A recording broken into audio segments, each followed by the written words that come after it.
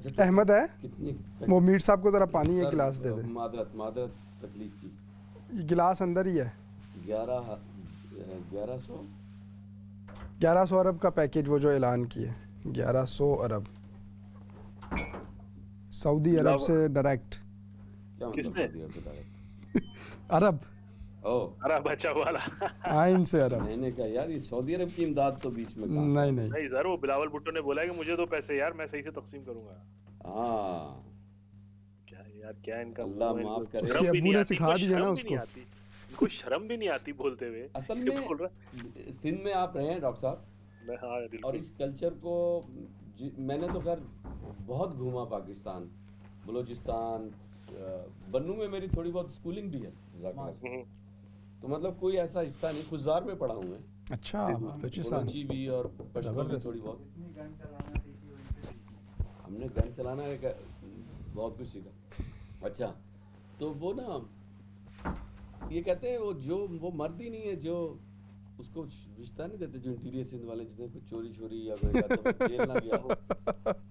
صحیح ڈاکٹر صاحب مردانگی پتہ ہے آپ کو کیا مطلب اگر وہ جس طرح وہ ڈاکو کلچر اور یہ چوروں کا کلچر ہے نا کچھ قبائل ایسے ہیں وہ رشتہ نہیں دیتے اگر اس بندے نے کوئی ڈاکہ شاکہ اچھا نہ مارا ہو. اور جو جیل جتنی دفعہ زیادہ گیا ہے اس کو وہ زیادہ تمغے لگ جاتے ہیں اور وہ سمجھتے ہیں یہ دلیر ہے. ویسے اب یہ سندھ کا جو کلچر ہے نا اس وقت زیادہ تر لوگوں کا وہ تو بہت ہی برا حال ہو گیا ہے.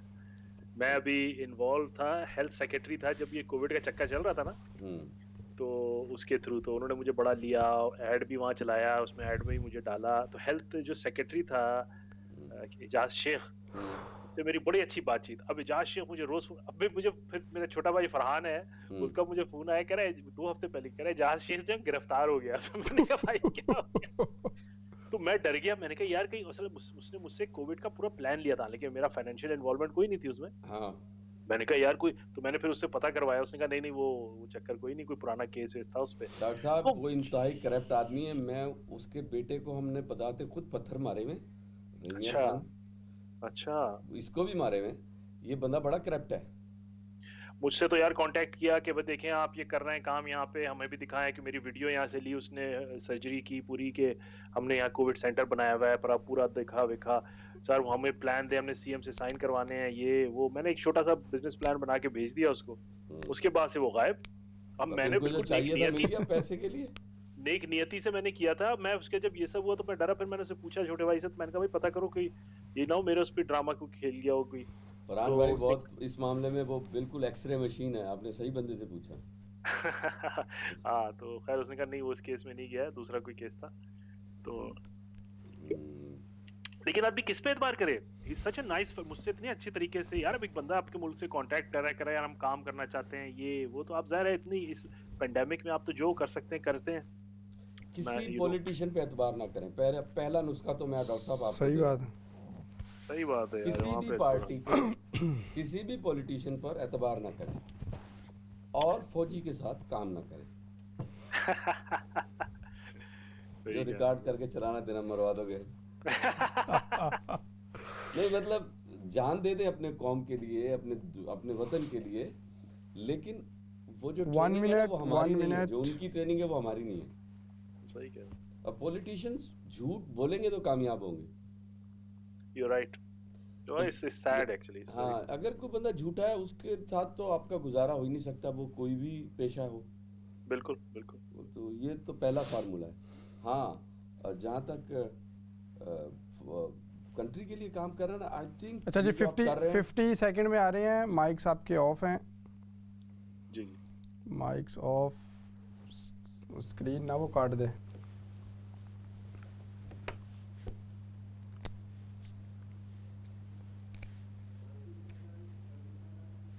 وہ مونٹیج ہے شروع میں. اسکرین اندر کٹی ہوئی ہے ابھی.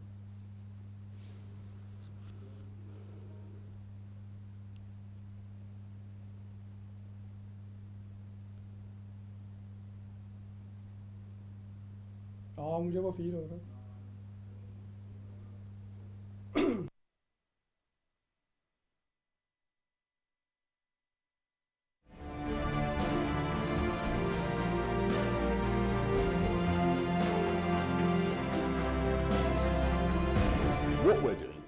following what the WHO have said, is we're saying if you're in a hotspot area where there is a higher risk of transmission, then face coverings in those types of areas outside the classroom, but not in the classroom, because that's clearly nonsensical. You can't teach with face coverings, and you can't expect people to learn with face coverings.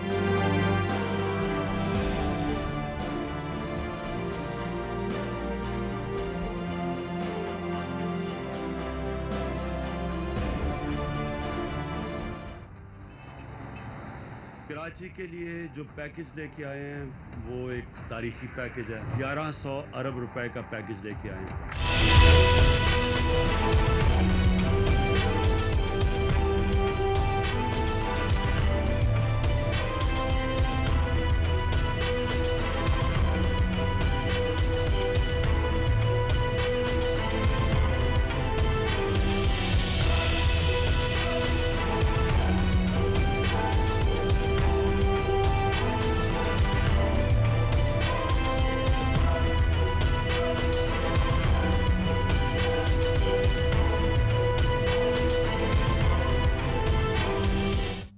अस्सलाम वालेकुम नाज़रीन, उम्मीद है आप खैरियत से होंगे। हमारे लंदन स्टूडियो से आप देख रहे हैं सिग्नेचर टॉक और मैं हूं अहमद शाहीन।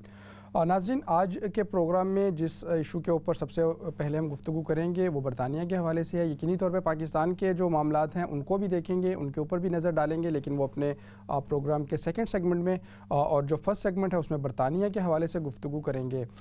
यकीनी तौर पे यहाँ पर ना सिर्फ बरतानिया में बल्कि पूरी दुनिया में हमने देखा कि कोरोना वायरस एक बहुत संजीदा मसला है। इसको हम डिस्कस भी करते रहे गाहे बगाहे, और यहाँ बरतानिया में अगर देखा जाए तो 3 लाख अफराद बल्कि 3 लाख अफराद से ज़ायद ऐसे हैं जो इससे मुतासिर हुए, और इसमें से जो 40,000 से ज़ायद अफराद हैं वो उनको अपनी जान से हाथ भी धोना पड़े। इसके साथ साथ जो मुआशी तौर पर नुकसानात हैं वो भी बहुत बड़े हैं। हमने देखा ऑफिशियली जो बरतानिया है उसको रिसेशन में भी जाना पड़ा, इसको अनाउंस किया गया, और कई कंपनियां हैं जिन्होंने अपने मुलाजमीन को वो उनको निकालने पर मजबूर भी हो गई। सोशल लाइफ बुरी तरह से मुतासिर हुई।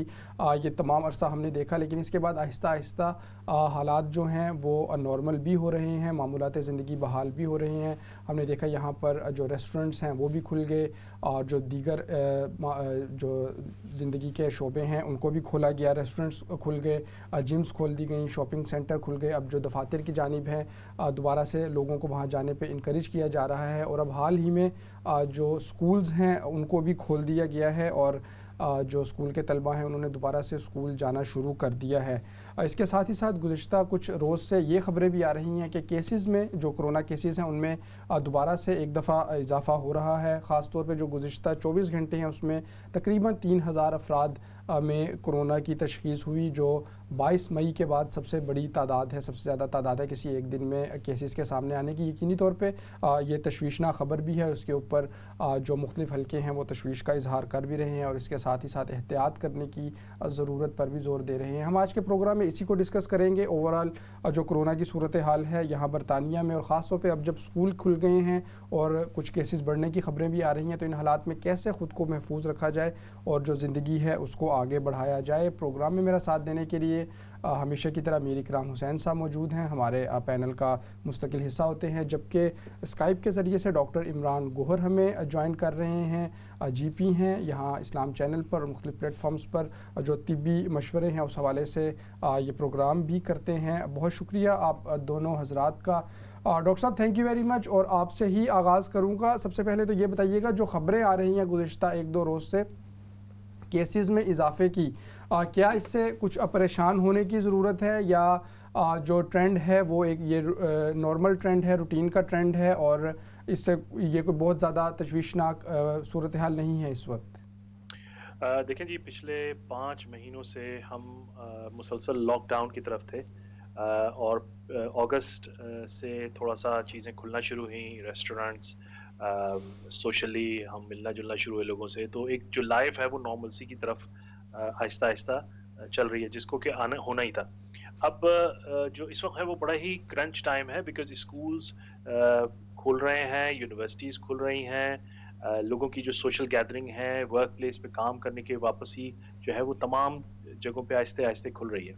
तो ये चीज़ थोड़ी सी एक्सपेक्टेड तो थी कि जो केसेस हैं वो ऊपर जाएंगे इस वक्त, لیکن بہت احتیاط رکھنے کی ضرورت اس لیے ہے کہ اگر ہم تمام social distancing, face mask covering, hand washing اور یوزنگ آف سینیٹائزر کو ہم مد نظر رکھتے ہوئے آگے چلیں گے تو یہ کیسز تھوڑے سے لو ہی رہیں گے، لیکن یقیناً کیس میں تھوڑا سا سر جائے گا. تو it's a very crucial time for all of اس.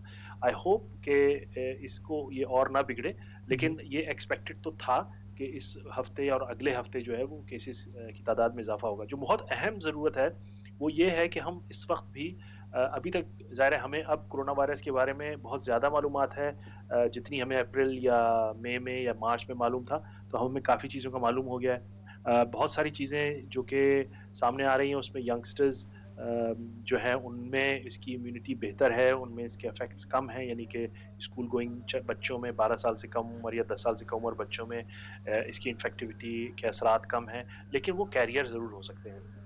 ظاہر ہے اسکول میں بچوں کو آپ گھروں میں تو پوری زندگی نہیں بٹھا سکتے، لائف کو تو نارمل سی کی طرف جانا ہی ہے، یا یونیورسٹی کے جو بچے ہیں ان کو بھی آپ گھروں میں نہیں بٹھا سکتے تعلیم. سو تمام چیزوں کو تو نارمل ہونا ہے. It's gonna be a new normal. I think لوگ خاص کے جو میرا اس وقت مشورہ یہ ہے کہ بہت بہت احتیاط سے کام لیں. یہ خطرہ ابھی ٹلا نہیں ہے، لوگوں کو آف گارڈ نہیں ہونا چاہیے.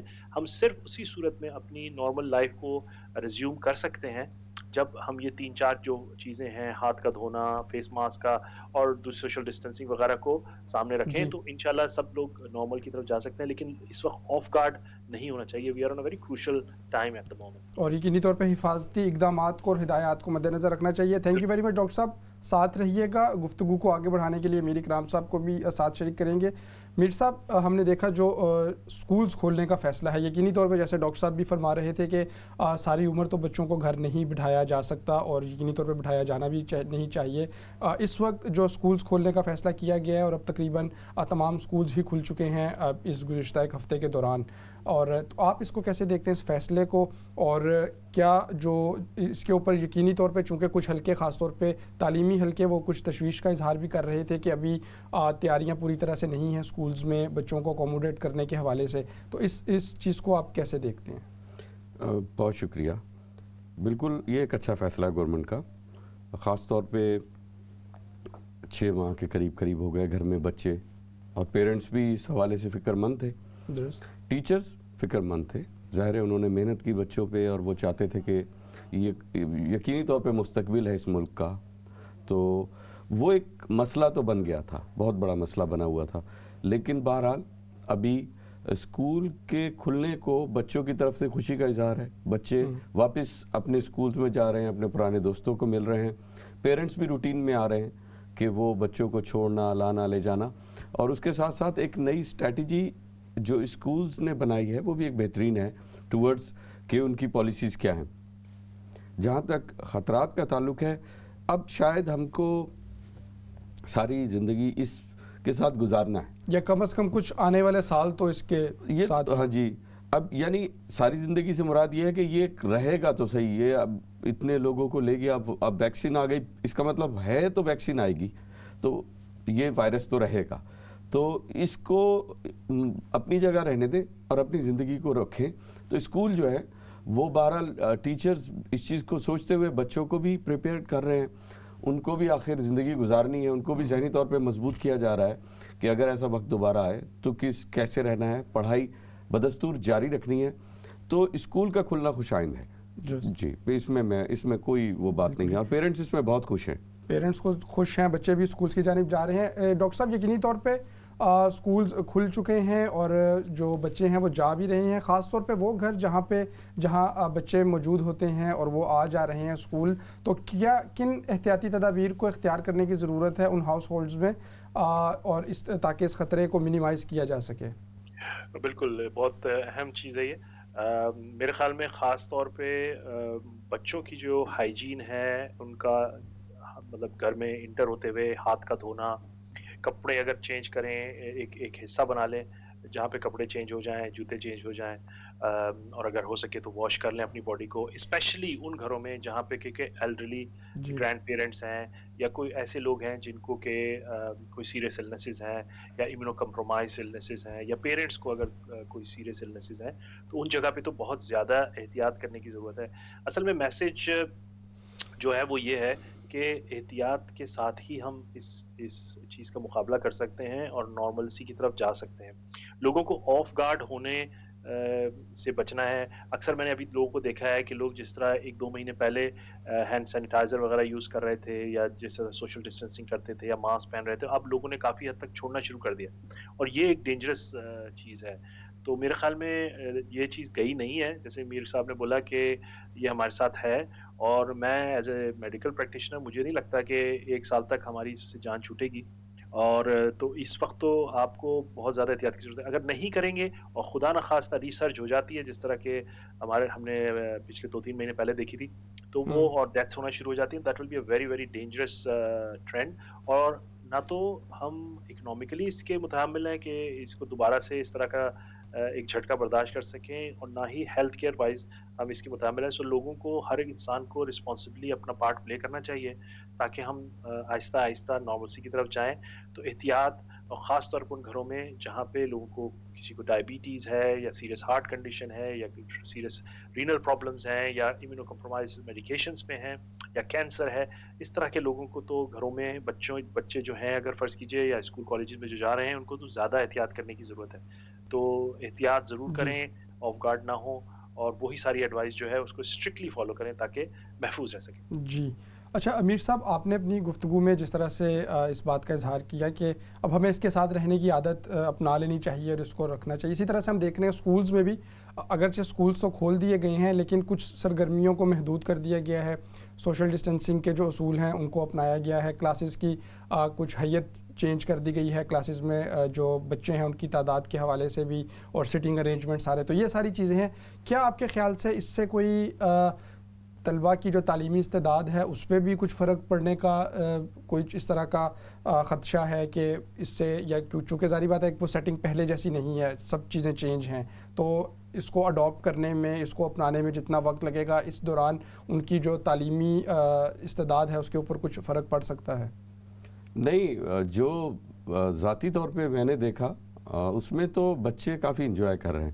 کچھ ان کو آن لائن سسٹم ایسا ٹیچرز نے اسٹارٹ کیا ڈیورنگ ایون جب کلوز تھے اسکول, اسٹل کچھ ویب سائٹس ارینج کر کے ان کو آن لائن, اور ان کی کلاسز ویسے چلتی رہیں, سلیبس چلتا رہا, ریلیکس رکھا بچوں کو, اتنا پریشر نہیں ڈالا.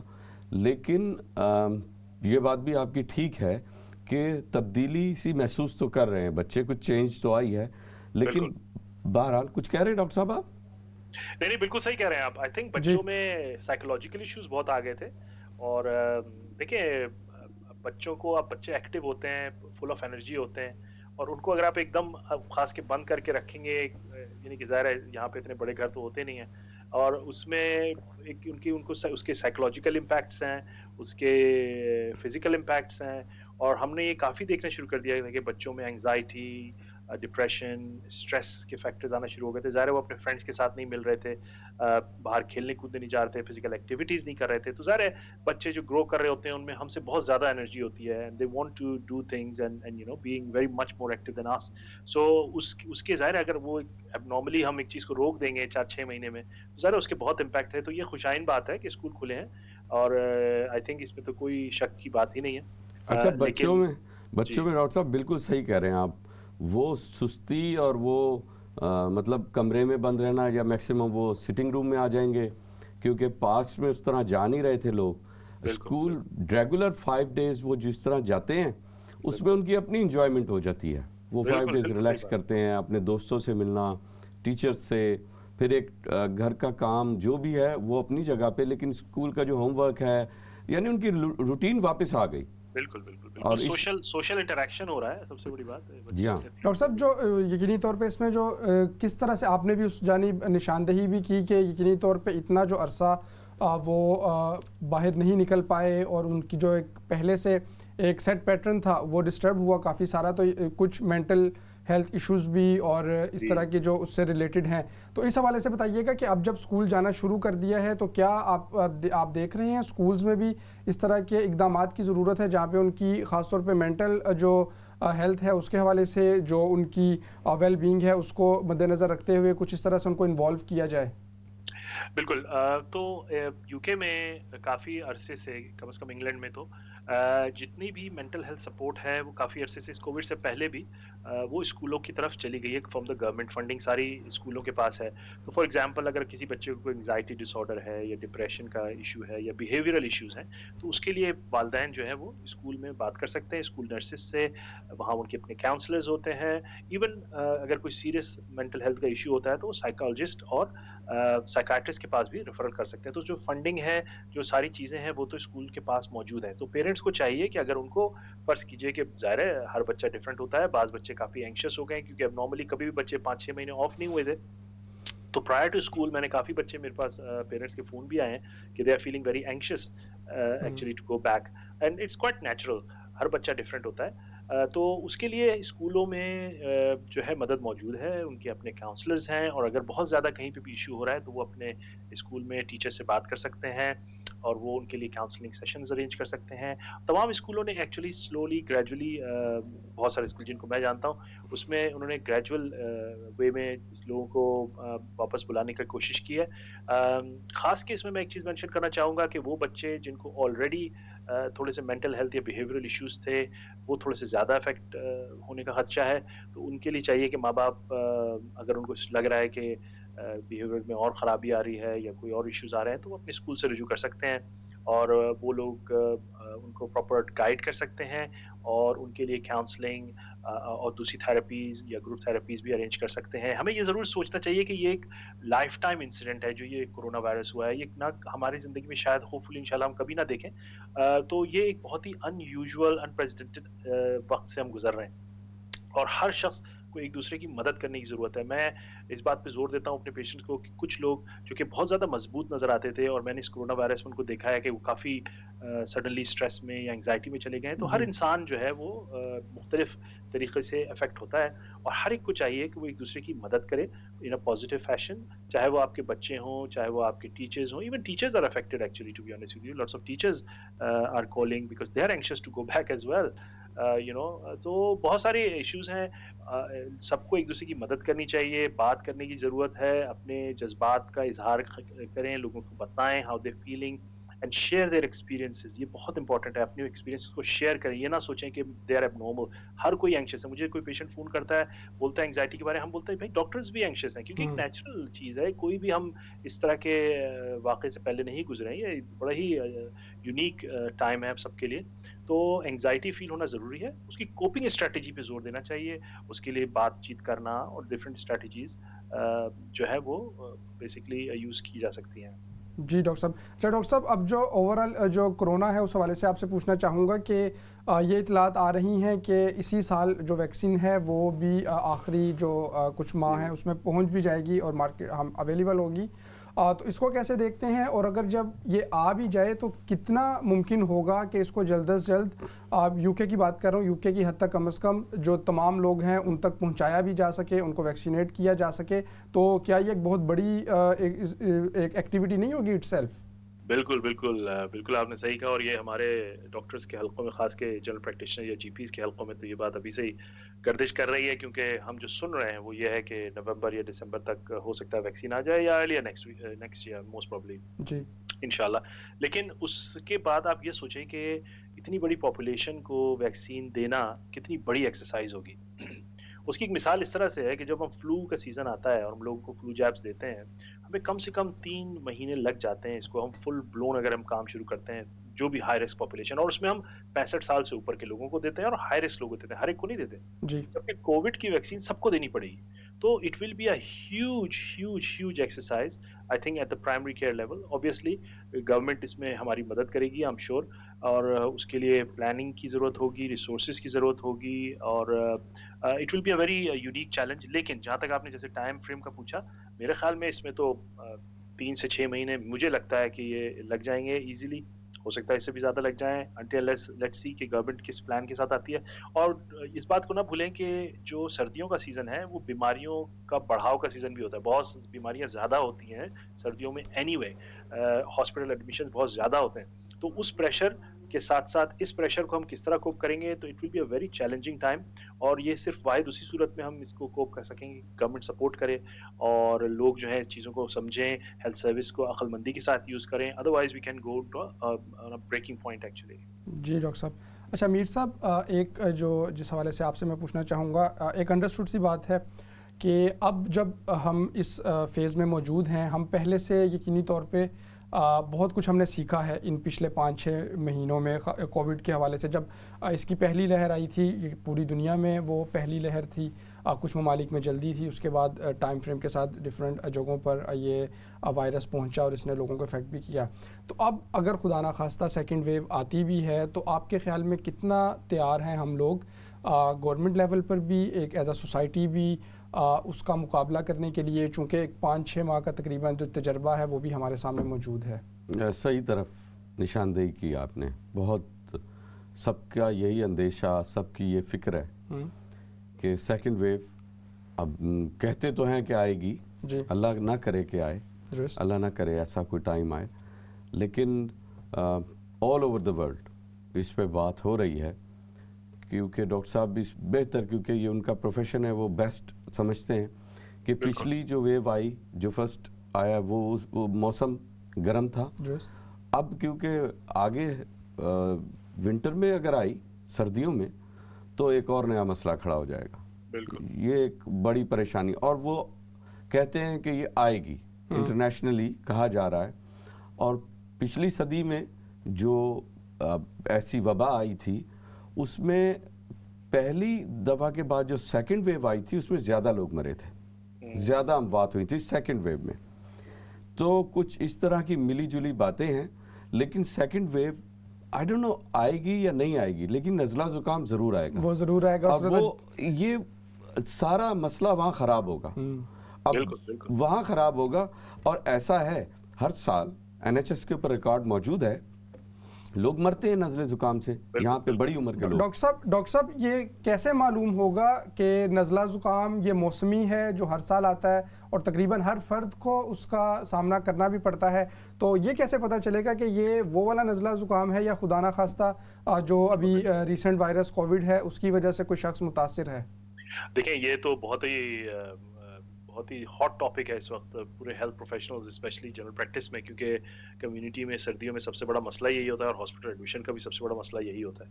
میرے خیال میں اس کی, جو میں پہلے بھی یہ بات بول چکا ہوں, اس کا واحد حل مجھے صرف یہی نظر آتا ہے کہ کوئک ٹیسٹنگ کووڈ کے سلسلے میں ہونا شروع ہو جائے. جیسے کہ ہم نے دیکھا کافی چینجز آئی ہیں اور ٹیسٹ ریزلٹس کافی جلدی ہونے لگ گئے ہیں اور اس کے رزلٹ کافی اوتھینٹک اور جلدی آ جاتے ہیں. تو میرے خیال میں اس کا واحد حل مجھے یہی نظر آتا ہے کہ سردیوں میں اگر اس وقت تک گورنمنٹ کچھ اس طرح کا پلان وضع کرے کہ جو ہمارے پاس اس طرح کے پیشنٹ ہیں جو کہ ہائی رسک آ رہے ہیں, ان کو ہم کووڈ ٹیسٹ کوئکلی کر کے آدھے ایک گھنٹے میں ہمیں رزلٹ پتہ چل جائے تاکہ ہم ایک طرف ہو جائیں. کیونکہ فرض کیجئے کہ اگر کسی شخص کو کووڈ ہے, ہمارے پاس ہاٹ کلینکس ہیں جہاں پہ ہم پیشنٹس کو بلاتے ہیں پاسبل کووڈ کے, لیکن اگر فرض کیجئے کسی کو کوئی اسٹیبل ہے اور اس کے کووڈ پازیٹیو آ جاتا ہے تو اس کو باہر نکلنے کی ضرورت ہی نہیں ہے, اس کو تو صرف سیلف آئسولیٹ کرے اور وہ ویٹ کرے اور ٹھیک ہو جائے گا.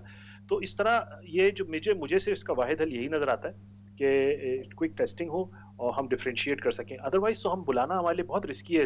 فرض کی GP سرجری میں کسی کو جس کو کووڈ ہے, نہ صرف ہم اپنے اسٹاف کو اس کے لیے اس کو رسک میں ڈال دیں گے, بلکہ جو ہمارے دوسرے پیشنٹس آ رہے ہیں فرض کیجیے امیونائزیشنس کے لیے یا دوسرے ہم ایسے ایسے پیشنٹس بلا رہے ہیں سرجریز میں, ان کے لیے بھی ہم بہت بڑا رسک کریٹ کریں گے. تو یہ میرے خیال میں you right, it's a very challenging time, اور آئی ہوپ کہ یہ دوبارہ ریسرچ نہ ہو. لیکن اس کے لیے مجھے تو یہی واحد طریقہ لگتا ہے کہ نومبر دسمبر میں کوئی اس طرح کی چیز وضع ہو جائے کہ ہم چیک جلدی کر لیں, رزلٹ آ جائے اور ہم تاکہ ڈفرینشیٹ کر سکیں. جی ڈاکٹر صاحب بالکل ہم بریک پہ جا رہے ہیں, تھینک یو ویری مچ, آپ ہمارے ساتھ موجود تھے. جاتے جاتے صرف یہ بتاتے جائیے گا کہ شروع میں جب ہم نے دیکھا یہ تمام وائرس کا معاملہ تھا تو ہرڈ امیونٹی کے بارے میں ہم نے سنا, اور وزیر اعظم صاحب نے یہاں پہ انہوں نے بھی اس حوالے سے اپنی ایک اسٹریٹجی دی. تو آپ سمجھتے ہیں اس اسٹریٹجی نے کام کیا ہے اور جو ہرڈ امیونٹی ہے وہ UK کے لوگ ان میں ڈیولپ ہو چکی ہے؟ دیکھیں ہرڈ امیونٹی تو ایک فیکٹ تو ہے کہ بہت سارے وائرسز اور بیماریوں میں ہرڈ امیونٹی ڈز ہیلپ. میرا خیال میں کچھ حد تک اس میں بھی کرے گی.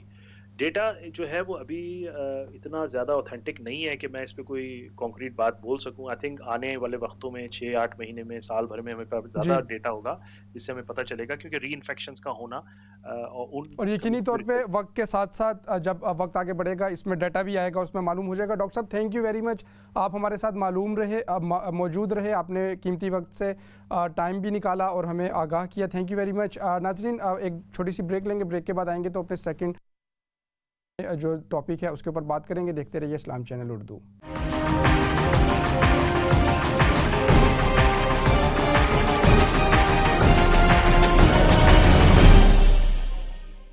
ویلکم بیک ناظرین, پروگرام سگنیچر ٹاک پہ ایک مرتبہ پھر خوش آمدید.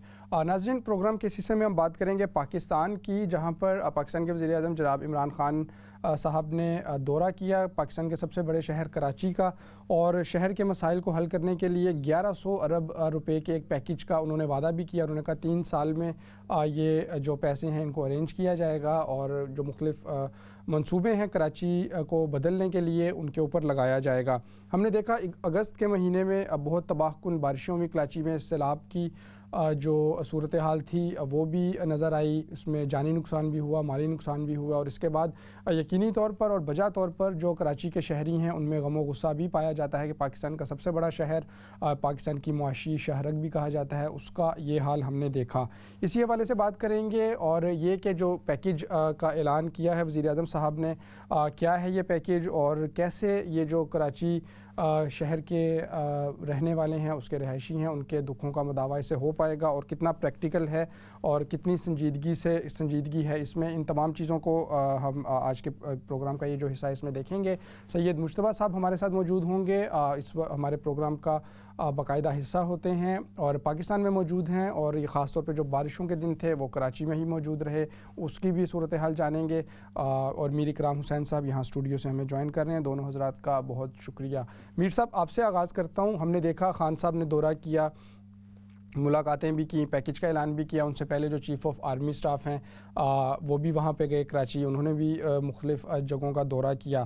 تو آپ دیکھ رہے ہیں کہ کراچی کے جو مسائل ہیں ان کو حل کرنے کی کیا جو سنجیدہ کوششیں ہیں ان کا آغاز کر دیا گیا ہے؟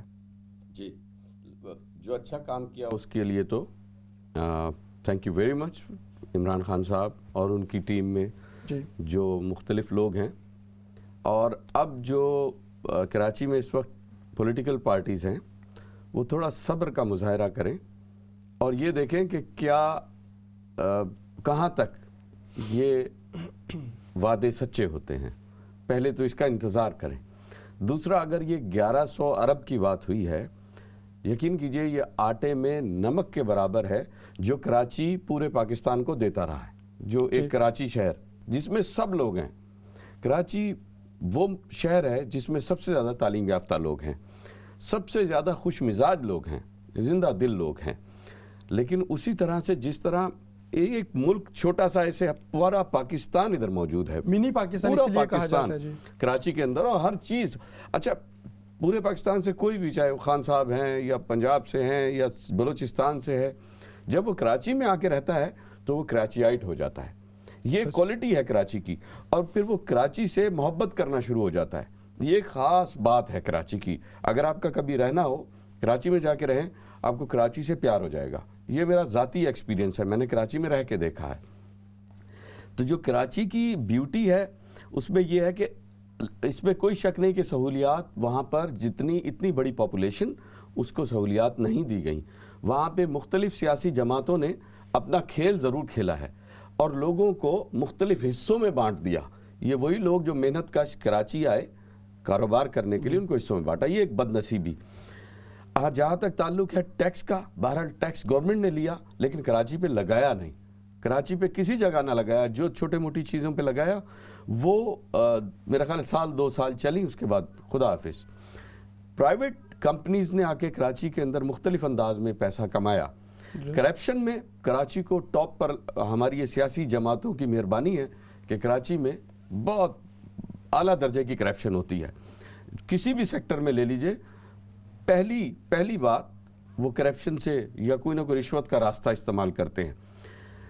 رہا سوال اس 1100 ارب کے پیکج کا, دیکھیے اس میں انہوں نے کچھ پورشن رکھے ہیں کہ پہلے فیز میں یہ، سیکنڈ فیز میں یہ، اور 50 کے قریب تقریباً منصوبے ہیں جن پہ لگایا جائے گا. جی میری سمجھ میں نہیں یہ آتا کہ پچھلی ساری سیاسی جماعتیں ہو رہی تھیں، پہلے جتنے بھی ادوار میں لوگ رہے ہیں تو کراچی کسی کو نظر ہی نہیں آیا.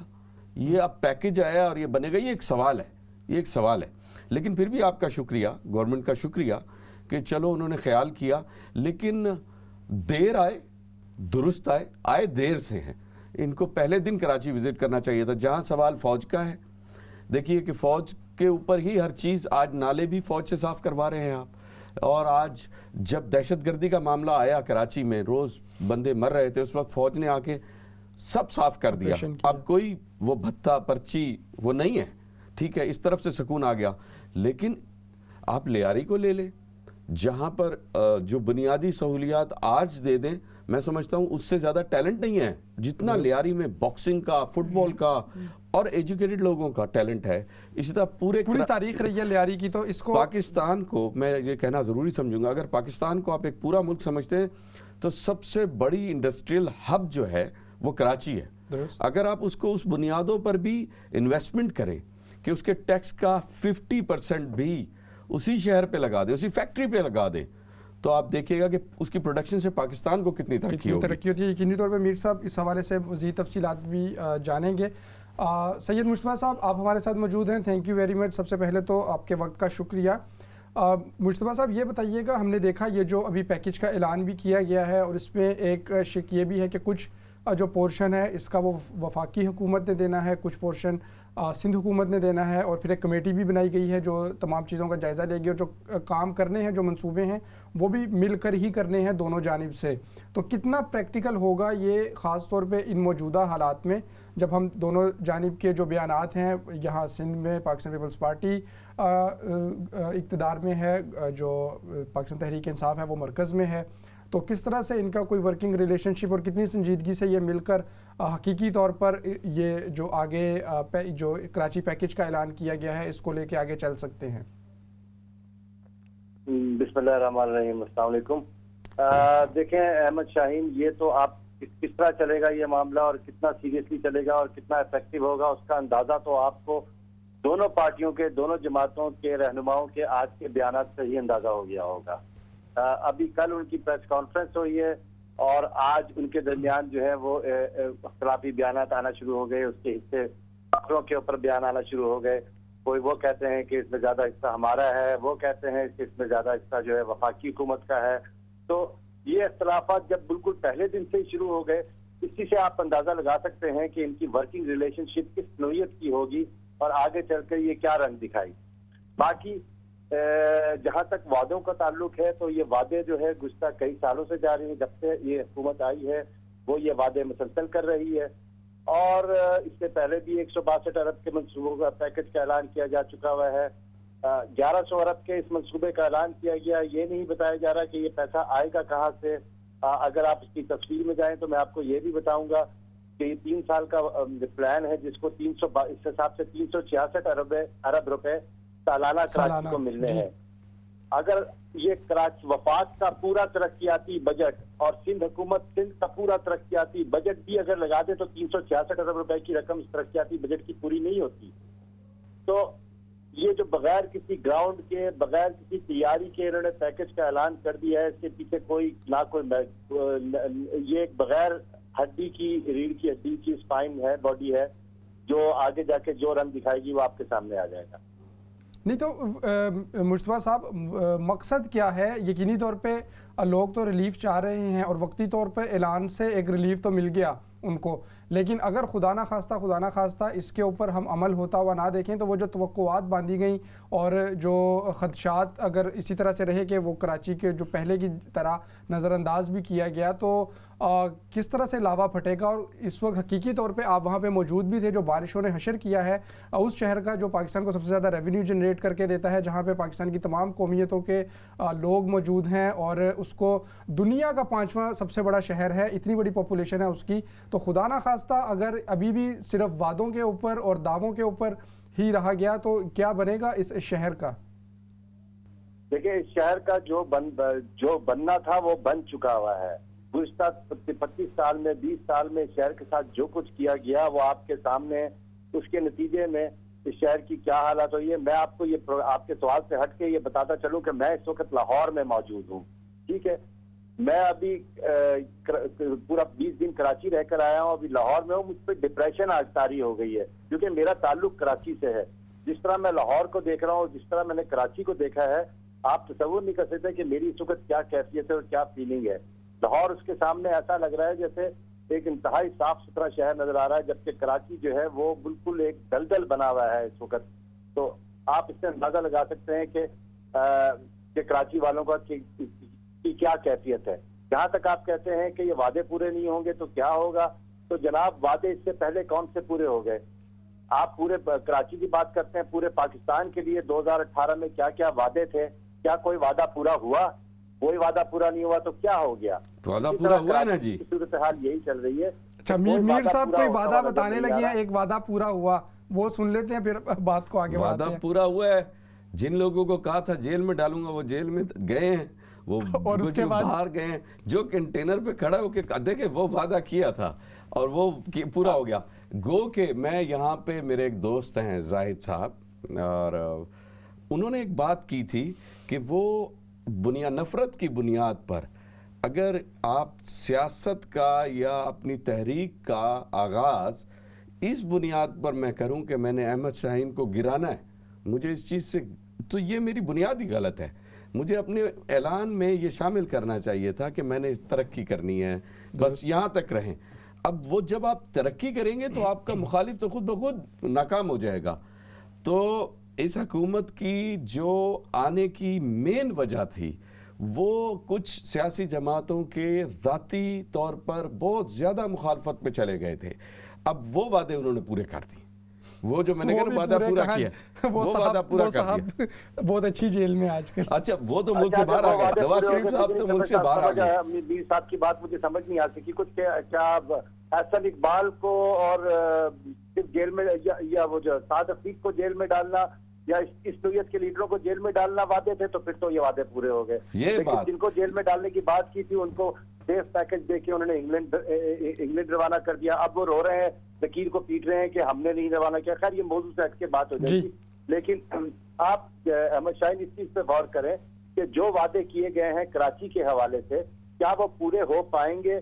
क्या वाकई 1100 अरब रुपए का जो पैकेज है वो कराची के मसाइल हल करने में कामयाब हो जाएगा? सबसे पहले आपको इस बात का तयन करना है कि कराची के मसाइल क्या हैं। कराची के मसाइल, कराची का कोई एक मसला नहीं है।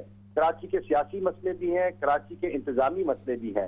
कराची के इंतजामी मसलों में, गवर्नेंस के मसाइल में जो सबसे बड़े मसाइल हैं वो नालों की सफाई नहीं है, पानी की सप्लाई नहीं है, मुलाजमतों का हसूल नहीं है, waste management, solid waste management का मसला है, और सबसे बड़ा मसला, जो सबसे बड़ा मसला है वो लैंड ग्रैबिंग का है, इंक्रोचमेंट का है, जिसकी वजह से आज आपने देखा कि कराची एक आफत ज़दा इलाके में तब्दील हो चुका है। एक यहाँ सर मुझे कुछ याद आ रहा है, मैं माफ़ी चाहता हूँ। कराची के मसाइल में से एक बड़ा मसला जो मुझे समझ में आ रहा है आपकी सारी बात सुनने के बाद, कि जो ऑफिसेज में जो गोस्ट एम्प्लॉयमेंट है वो भी एक बहुत बड़ा मसला है। अच्छा मीर साहब, काफ़ी मसले हैं, उनको डिस्कस करेंगे। कॉलर हैं, उनको शरीक कर लेते हैं। अस्सलाम वालेकुम कॉलर। अस्सलाम वालेकुम कॉलर। जी वालेकुम सलाम। अहमद शाहीन साहब, अर्ज ये है कि ये जो आप पैकेज की बात कर रहे हैं, तो इससे पहले बड़े बड़े पैकेजेस कराची को दिए गए, तो वो पैसा किधर चला गया?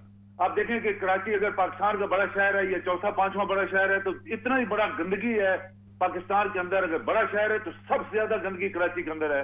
ना वहाँ पानी है, बिजली है, सुई गैस है, ना सिक्योरिटी है, ना आपको कोई नौकरी देता है, ना सफाई है। आप अगर 3-4 बड़े सड़कों की बात करें तो आप सिर्फ सड़क को ना देखें, दाएं बाएं देखें, वहाँ गंदगी के ढेर लगे हुए हैं। तो ये कराची अगर पांचवा शहर है दुनिया के, क्या दुनिया के बड़े शहरों की तरह कराची में सहूलियात मैसर है? बिल्कुल नहीं।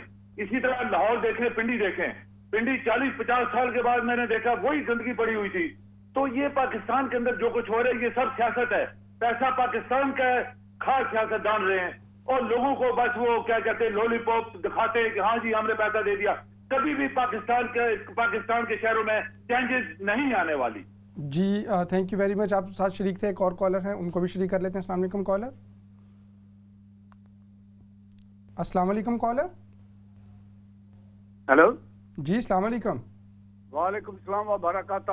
آپ کو اور آپ کے مہمانوں اور ویورز کو پیار اور آداب بھرا سلام. اجازت دیجیے گا میں بھی کمنٹ کرنا چاہتا ہوں. جی جی فرمائیے. نزاکت حسین شاہ واکنگ سے. کراچی کے حوالے سے بات ہو رہی ہے. آپ بہت اچھی باتیں کر رہے ہیں, بہت اچھی گفتگو ہے. میں بھی کمنٹ کرنا چاہتا ہوں. دراصل بات یہ ہے کہ یہ کراچی میں کھچڑی بنی ہوئی ہے. ہم پنجابی میں کہتے ہیں نا, تجاوزات کی وجہ سے, لو اینڈ آرڈر نہ ہونے کی وجہ سے آرمی والوں نے آ کر لو اینڈ آرڈر ادھر بحال کیا. جو اب بات ہو رہی ہے نا, یہ کبھی ناامید نہیں ہونا چاہیے. اب آرمی والے انوالو ہیں اس پیکج میں جو حکومت پاکستان نے پیکج دیا. پہلے پیکج جو ملتے تھے وہ بڑے بڑے وڈیروں کے گھروں میں استعمال ہوتے تھے. اب انشاءاللہ العزیز قوم کو نا امید نہیں ہونا چاہیے. کراچی پاکستان کا سب سے بڑا شہر ہے اور بہترین کارکردگی حکومت دکھائے گی کیونکہ انہوں نے آرمی کو انوالو کیا. جی تھینک یو ویری مچ. اچھا سید مصطفیٰ صاحب اچھا ایک کال اور لے لیتے ہیں, پھر اس پروگرام کو آگے بڑھائیں گے. السلام علیکم کالر. السلام علیکم. وعلیکم السلام. کیا حال آپ ٹھیک ہیں؟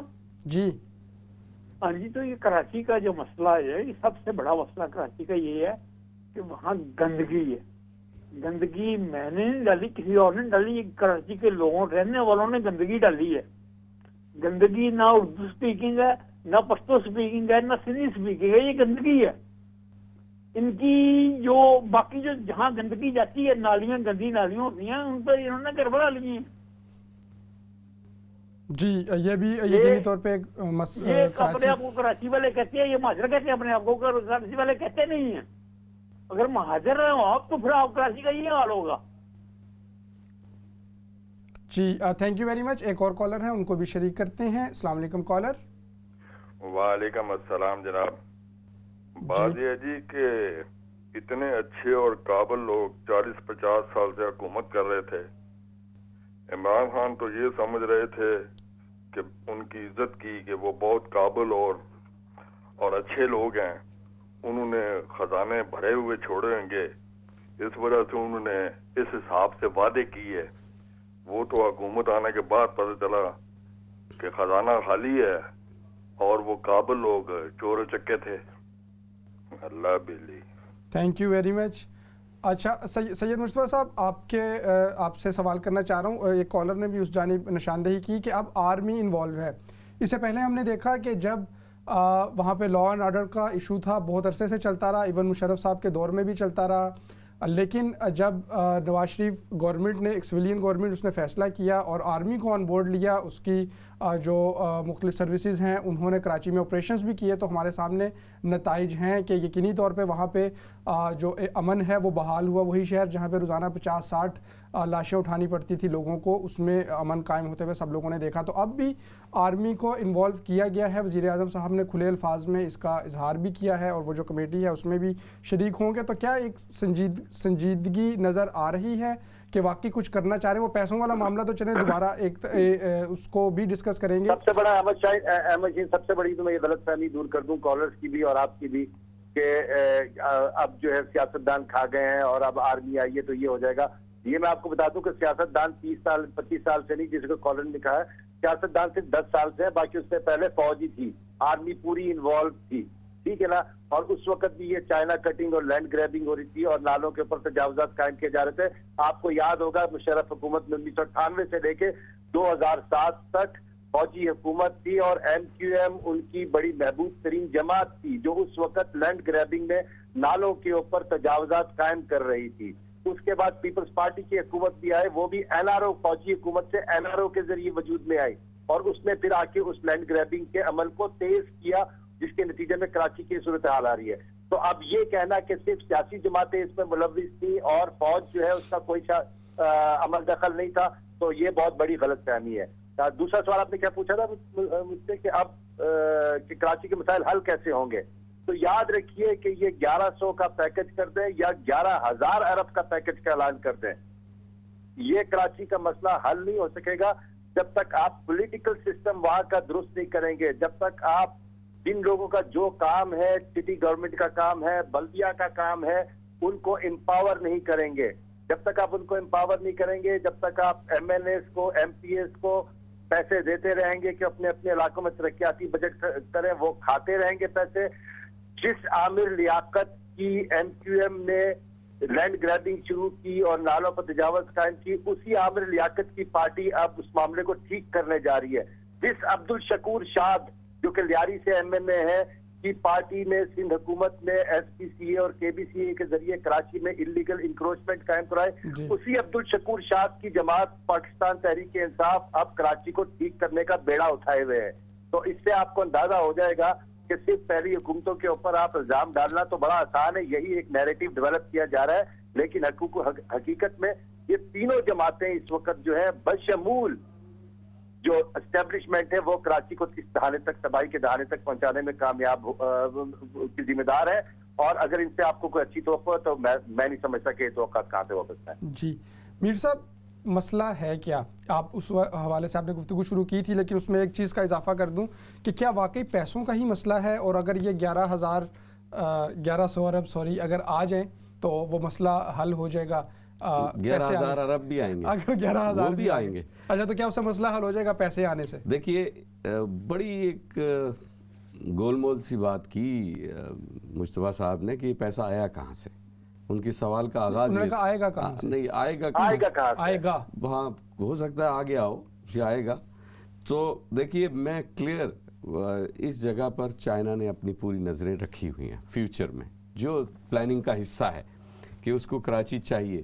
اس کو مزید 30 سال اور لگیں گے ابھی گوادر کو ڈیولپ ہونے میں, 30 سال سے بھی زیادہ لگ سکتا ہے جس انداز میں وہاں پہ ابھی ڈیولپمنٹ ہو رہی ہے.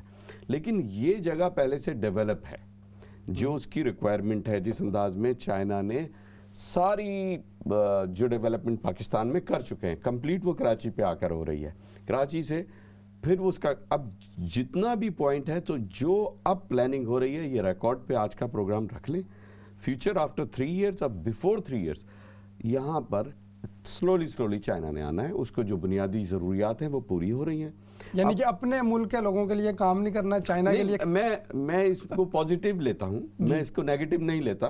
دیکھیے چائنا اس وقت انگلینڈ میں بھی ہے, وہ اس انداز میں نظر نہیں آ رہا. امریکہ میں بھی ہے, اس انداز میں نظر نہیں آ رہا. چائنا کی بیٹھی ہوئی کرسی چیئر پہ آپ بیٹھے ہوئے ہیں, میں بھی بیٹھا ہوا ہوں. ہم نے کافی چیزیں جو ہیں وہ اس وقت چائنا کی یوز کر رہے ہیں. لیکن پاکستان کا کیونکہ وہ ایک ہی بارڈر ہے, ہمیشہ کا ساتھی رہا ہے, اب ہمارے ساتھ وہ چل رہا ہے. لیکن ہاں پیکج جب لے تو یہ ضرور لے کہ اس میں جو لوکل لوگ ہیں, چاہے وہ گوادر کے بلوچ ہیں یا کراچی کے رہنے والے لوگ ہیں یا کراچی کی آبادی ہے, اس کو کیا فائدے ہوں گے نیکسٹ 3 ایئرز میں. جو مردی پروجیکٹ جا رہا ہے اس پروجیکٹ میں لوکل پبلک کتنی انوالو ہوگی, اور اینڈ آف دا ڈے یہ جو کراچی کی ڈیولپمنٹ ہوگی فار ہاؤ لانگ. یہ کوئی ٹیمپریریلی پروجیکٹس تو نہیں سٹارٹ ہو رہے کہ وہ پروجیکٹ ہوں گے اس کے بعد وہ ختم ہو جائیں گے, یا ایسی جگہ پر پیسہ لگا دیا جائے گا کہ جو ہر سال خراب ہوں گی وہ مشینیں, اور دوبارہ سال بھر پھر 1100 ارب لگے گا ان پہ.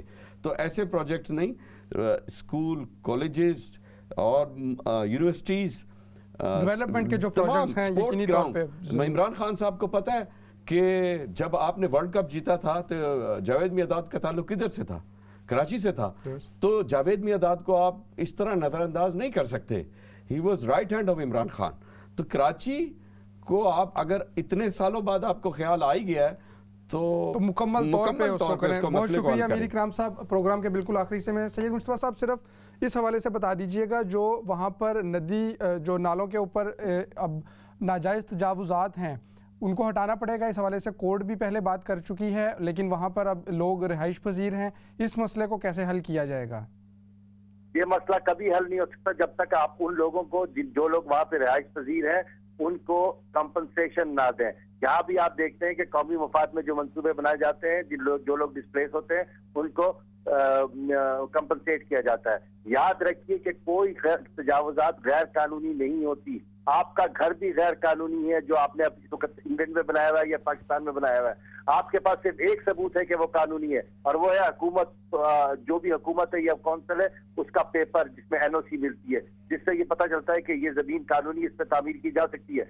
अगर तजावजात के ऊपर सिंध बिल्डिंग कंट्रोल अथॉरिटी ने या कराची बिल्डिंग कंट्रोल अथॉरिटी ने या KDA ने कानूनी एनओसी जारी किया हुआ है बिल्डर्स को, तो उसके नतीजे में जो प्रॉपर्टी भी वो बनेगी और लोगों ने खरीदी होगी वो उनकी जायज प्रॉपर्टी होगी, वो गैर कानूनी तजावजात नहीं होगी। आपने अगर पैसा निकालना है तो उन बिल्डर्स से निकालें, उन अफसरों से निकालें जिन्होंने एनओसी दी तजावजात पे बनाने की। तो उसके बाद अगर एक्स्ट्रा आप तजावजात हटाना शुरू कर देंगे तो फिर तजावजात हटाएं, पूरा डिफेंस DHA एक्सटेंशन 7 यकीनी तौर पे ये तमाम मामला है। सैयद मुस्तफा साहब, थैंक यू वेरी मच। यकीनी तौर पे बहुत सारी बातें हैं जो की जा सकती हैं, लेकिन वक्त की कमी आड़े आ रही है। थैंक यू वेरी मच, आप हमारे साथ मौजूद रहे। मीर इकराम साहब आप भी मौजूद रहे। नाजरीन, ये था आज का सिग्नेचर टॉक। उम्मीद है आपको पसंद आया होगा। आपसे मुलाकात होगी अगले प्रोग्राम में। अपने मेज़बान अहमद शाहीन को इजाज़त दीजिए। अल्लाह निगहबान।